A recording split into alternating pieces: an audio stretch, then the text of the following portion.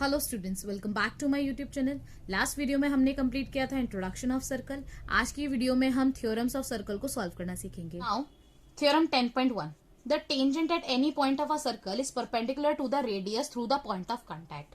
Theorem के अंदर उन्होंने क्या बोला है कि एक सर्कल पे जब एक टेंजेंट ड्रॉ कर जाती है तो टेंजेंट का जो पॉइंट ऑफ कांटेक्ट होता है उस सर्कल से, वहां पर जो रेडियस होती है उस सर्कल की वो हमेशा परपेंडिकुलर होती है। ये आपको प्रूव करना है। हमने एक सर्कल ड्रॉ करा, उस सर्कल के लिए हमें एक टेंजेंट ड्रॉ करनी थी, तो हमने एक टेंजेंट ड्रॉ कर ली ए बी, जो उस सर्कल को एक पॉइंट पर टच कर रही है। वो कौन सा है? P point. ठीक है, तो हमें प्रूफ करना है कि ये जो ओपी रेडियस है वो इस टेंजेंट ए बी पर परपेंडिकुलर है।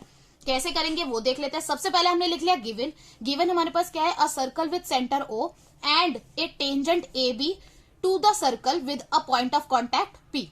ठीक है, मतलब कि एक सर्कल है जो सेंटर ओ के साथ और एक टेंजेंट है जो सर्कल को एक पॉइंट ऑफ कांटेक्ट पे कट करी है, वो है पी। ठीक है, अब प्रूफ में लिख लेंगे टू प्रूफ क्या करना है हमें? OP is perpendicular to A B. ठीक है, अब नेक्स्ट स्टेप हमारा क्या हो जाएगा? हमने क्या करा बेटा? कंस्ट्रक्शन कर दी। हमने क्या करा? हमने एक पॉइंट ले लिया क्यू इस टेंजेंट पे ए बी पे। ठीक है, हमने ए बी पर एक पॉइंट ले लिया क्यू पी के अलावा। अब इस क्यू पॉइंट से ओ को ज्वाइन कर दिया हमने, ओ क्यू को ज्वाइन कर दिया, और ये ओ क्यू जो है वो सर्कल को आर पॉइंट पे इंटरसेक्ट कर रहा है। ठीक है, ये हमने लिख लिया।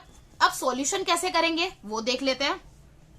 अगर हम फिगर को ध्यान से देखें, अगर हम इस डायग्राम को ध्यान से देखें बेटा, तो हम कह सकते हैं कि ओ क्यू जो है, ये जो पूरा ओ क्यू है ये इक्वल है O R plus R Q के। लिख सकते हैं ना, O R plus R Q. O R में जब आर क्यू एड करूं तब बराबर होता है वो ओ क्यू के। ये लिख सकती हूँ। अब मुझे पता है कि ओपी जो है वो इक्वल है ओ आर के। ओपी जो है वो ओ आर के इक्वल है। क्यों? क्योंकि वो एक ही सर्कल की रेडियाई है। रेडियाई मीन्स रेडियस है ना, radii of the same circle. हमने लिख लिया radii of the same circle. तो हम यहाँ पे फर्स्ट इक्वेशन में हम ये लिख सकते हैं कि ओ क्यू इक्वल है, ओ आर की जगह लिख दिया ओपी प्लस आर क्यू, है ना। ऐसा लिख सकते हैं ना, ओ आर की जगह ओपी लिख सकते हैं। क्यों? क्योंकि ओपी ओ आर के इक्वल है। तो हमने लिखा O Q is equal to OP plus R Q. इससे हमें क्या पता लगता है कि जो ओ क्यू है वो ओपी से बड़ा है। तो हमने लिखा so O Q is greater than OP. O Q जो है वो ओपी से बड़ा है, ये हमने यहाँ पे प्रूव कर दिया। ठीक है, तो इससे हमें ये क्या पता चलता है बेटा कि पी के अलावा अगर हम कोई भी पॉइंट लेते हैं इस टेंजेंट पे, तो वो वहां से जो डिस्टेंस होगा सेंटर का वो हमेशा ओपी से बड़ा होगा। मतलब ओपी जो है उन सब में सबसे छोटा है। तो हम यहाँ पे एक स्टेटमेंट लिख देंगे दैट ओपी इज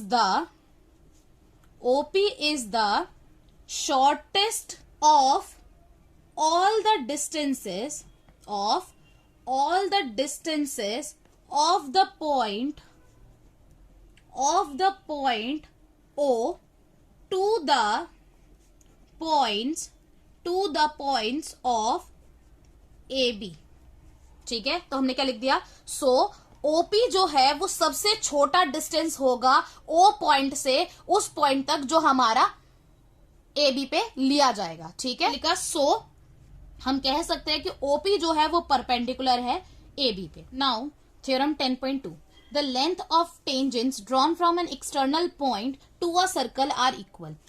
थ्योरम में उन्होंने क्या कहा है कि आपको ये प्रूफ करना है कि एक सर्कल पर बाहर के किसी भी पॉइंट से जब दो टेंजेंट ड्रॉ करी जाती हैं तो वो जो टेंजेंट होती है वो एक दूसरे के बराबर होती है। मतलब आपको प्रूफ करना है कि पी क्यू इक्वल है पी आर के। अब हमने क्या करा? हमने एक सर्कल ड्रॉ किया, सर्कल पे बाहर एक कोई भी एक्सटर्नल पॉइंट ले लिया P। ठीक है, वहां से हमने दो टेंजेंट ड्रॉ करी है सर्कल पे पी क्यू और पी आर। ठीक है, उन्होंने हमें क्या प्रूफ करने के लिए कहा है कि पी क्यू इक्वल है पी आर के। तो पहले हमने गिवन लिख लिया। गिवन क्या है हमारे पास? A circle with centre O, एक सर्कल जो सेंटर ओ के साथ है, और two tangents P Q and P R to the circle from an external point P। ठीक है, ये हमने गिवन में लिख लिया। अब टू प्रूफ क्या हो जाएगा? प्रूफ हमें क्या करना है कि पी क्यू इक्वल है पी आर के।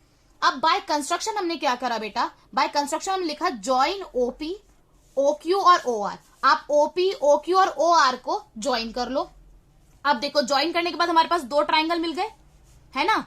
और अगर आपको याद हो थ्योरम 10.1 में मैंने आपको क्या बताया था कि जब भी कोई टेंजेंट ड्रॉ कर जाती है सर्कल पे तो जो पॉइंट ऑफ कांटेक्ट होता है वहां से जो हमारी रेडियस होती है वो परपेंडिकुलर होती है उस पे। ठीक है, तो इस हिसाब से हम कह सकते हैं O Q O Q perpendicular है पी क्यू पे, ओ क्यू परपेंडिकुलर है पी क्यू पे, और ओ आर परपेंडिकुलर है हमारा पी आर पे। क्यों? Because of theorem 10.1, because of theorem 10.1। ठीक है, अब हमने ले लिया दो triangle. In triangle POQ and triangle POR, दो ट्राइंगल ले लिए POQ एंड POR। हमने कहा OQ जो है वो इक्वल है OR के, OQ इक्वल है OR के। क्यों? क्योंकि वो हमारे सेम सर्कल की रेडियाई है, तो हमने लिखा radii of the same circle, radii of the same circle. दूसरी चीज हमने क्या प्रूव करी कि angle OQP equal angle ORP के, एंगल ORP के। क्यों? बिकॉज ईच 90 डिग्री, दोनों ही 90 डिग्री के हैं। ये अभी हमने प्रूव करा, परपेंडिकुलर का मतलब 90 डिग्री है। नेक्स्ट चीज हमने क्या लिखा, हमने लिखा OP is equal to OP, दोनों में OP जो है वो क्या है, कॉमन। तो हम लिखा OP is equal to OP common. हम लिखा so triangle POQ is concurrent to triangle POR by RHS rule. तो अब हम लिख सकते हैं सो PQ इक्वल है PR के बाय CPCT। हम ये भी आगे ये भी लिख सकते हैं कि एंगल POQ इक्वल है एंगल POR के बाय CPCT। इसी तरीके से हम लिख सकते हैं सो एंगल QPO इक्वल है एंगल RPO के बाय CPCT। ठीक है, यहां पे हमारी देखो प्रूफ तो हमें सिर्फ एक चीज करनी थी बेटा, लेकिन हमने बाकी दो और चीज भी हमने यहां से प्रूफ कर दी। ठीक है, अब इससे हमें क्या मिलता है, आपको पेपर में सिर्फ इतना सा ही प्रूव करना है, PQ इक्वल है PR की। ये दो चीज मैंने आपको क्यों बताई है, मैं आपको बताती हूँ। इससे हमें दो चीज पता लगती है, और वो क्या कि जब भी कोई लाइन एक्सटर्नल पॉइंट से सेंटर की तरफ ड्रॉ की जाती है, जब भी कोई लाइन एक्सटर्नल पॉइंट से सेंटर की तरफ ड्रॉ की जाती है, तो वो लाइन जो है वो आपके उस एक्सटर्नल पॉइंट पर जो एंगल बन रहा है उसको, और जो सेंटर में एंगल बन रहा होता है उसको बाइसेक्ट करती है, उसको बाइसेक्ट करती है। तो हम क्या लिख देंगे, इससे हमें क्या पता लगा, इसमें हमने नोट में क्या लिख लिया, a line drawn from an external point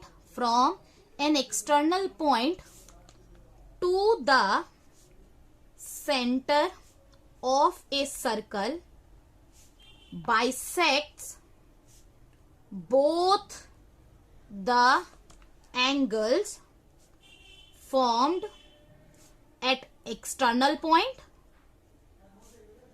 and at centre. इसका मतलब क्या हो गया कि एक लाइन जब एक्सटर्नल पॉइंट से सेंटर की तरफ ड्रॉ की जाती है तो वो दोनों ही एंगल को बाइसेक्ट करती है, जो एक्सटर्नल पॉइंट पे बन रहा है और जो सेंटर पे बन रहा है। ओके, तो ये चीज आपको याद रखनी है। That's all for today.